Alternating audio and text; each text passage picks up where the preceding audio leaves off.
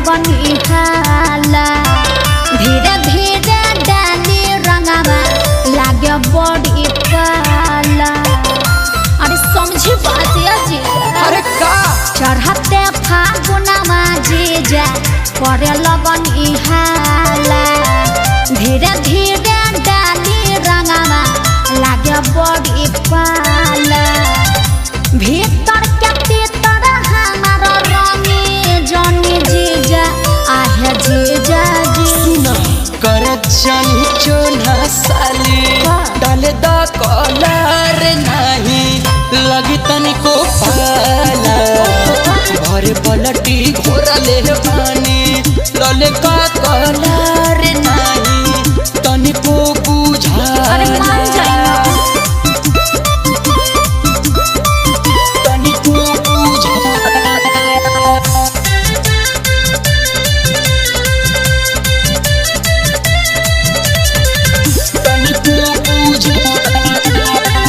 होलिया में नशा जीजा रउआ कइले बानी। छोड़ब न साली आसो होली में ठनले बानी। होलिया में नशा जीजा रउआ कइले बानी। छोड़ब न साली आसो होली में ठनले बानी।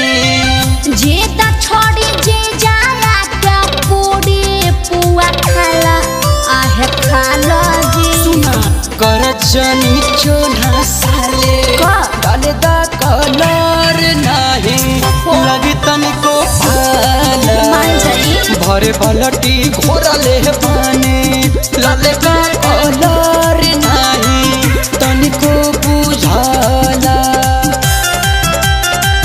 कर जानी चोना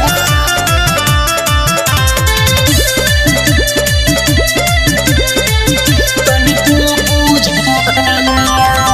छोड़ दी संदीप जीजा खोजे जनी मौका। होलिया में साली काहे जीजा के देलू धोखा।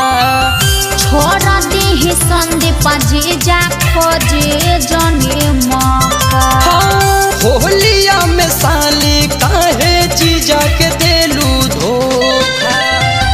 डाली जनी रंग जीजा लागे बड़ी पाला आहे पाला जी। ओहो कर जनी चोना साली डाले दा कलर काहे कर तारू हाला।